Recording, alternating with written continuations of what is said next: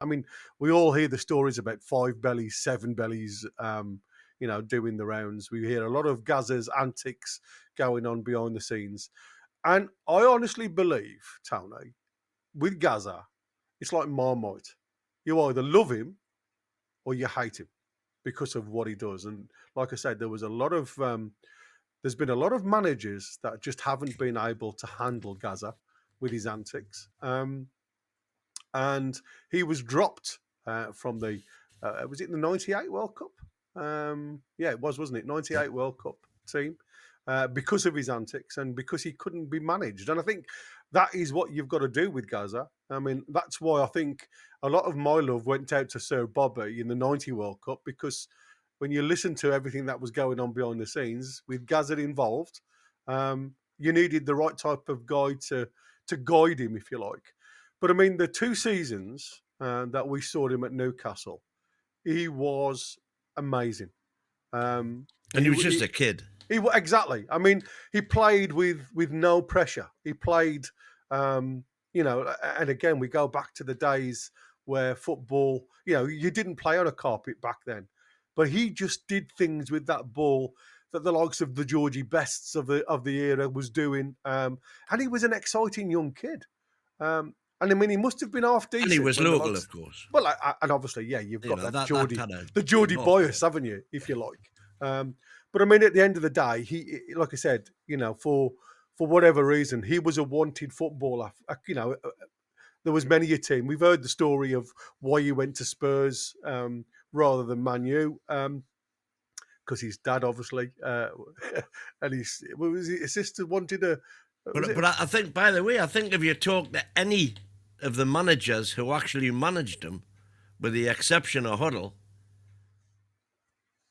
there's none of them got a bad word to say about him. No. So it was only Hoddle who struggled, and I think that was, unfortunately, Hoddle's man management more than. Well, that was, and it was all the stuff that was going on behind the scenes that eventually got him pushed. Pedaled, Yeah, exactly. But I mean, like I say, for me, I loved, the seasons that I saw him in a black and white shirt. Like I say, local hero for me. His second season with us was outstanding.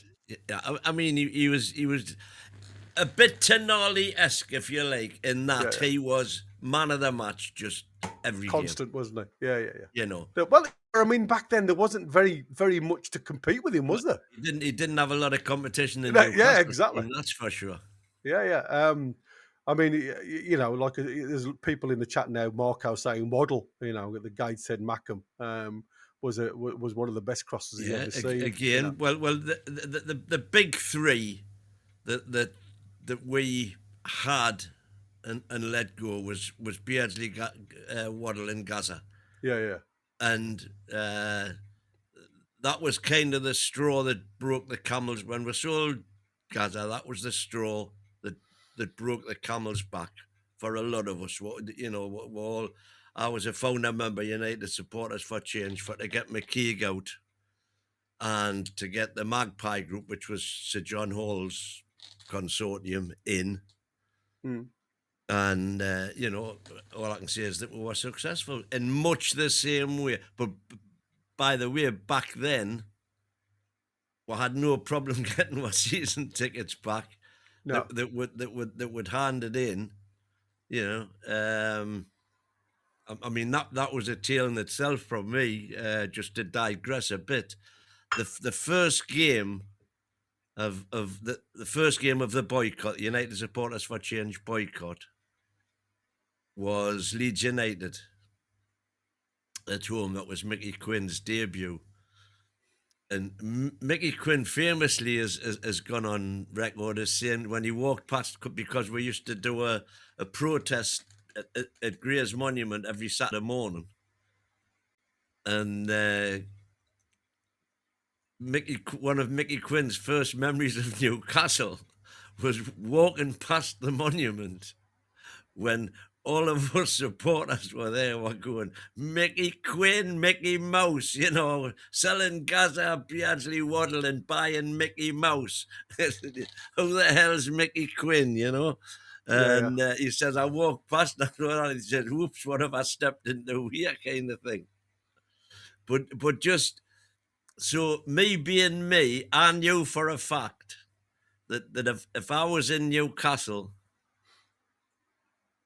when we played Leeds on the Saturday, I would not be able to prevent myself going.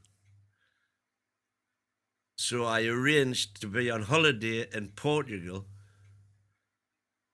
on that Saturday. And we went to Portugal for the match.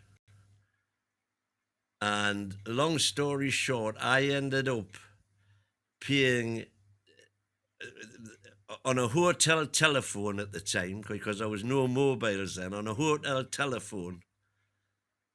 And the rates that you pay for using hotel telephone calls for outside lines, it cost me the equivalent of 4 nights hotel to listen to the Radio Newcastle commentary of the match on the hotel telephone, with my mate having his receiver up against the transistor radio at the time. So that was a very expensive lesson I learned there, like, and fortunately we won the game 5-2, I think it was. Something like that, wasn't it? Yeah. Mickey Quinn getting 4 of them. 4, yeah, I'm going to say, yeah. So, I was there for that one. It was a tremendous debut. But that was my recollection of those days selling Gazza. It was destroying, But eventually we got our way, and we got the entertainers not long afterwards. So there you go. I'm surprised Gazza didn't do a Beardsley and return in the mid-90s. Question, didn't Keegan fancy him? Says Tony. I have no idea. To be honest, probably not. I'm going to say he wasn't type of... He wasn't, don't get us wrong, Keegan liked his flair players with this Ginola, etc. But he also was very much a work ethic kind of guy. And yeah, you had to carry again, Gazza whilst you'll never hear any manager condemning Gazza for not putting the training in. They all reckon he was, last off the pitch and all that kind of business.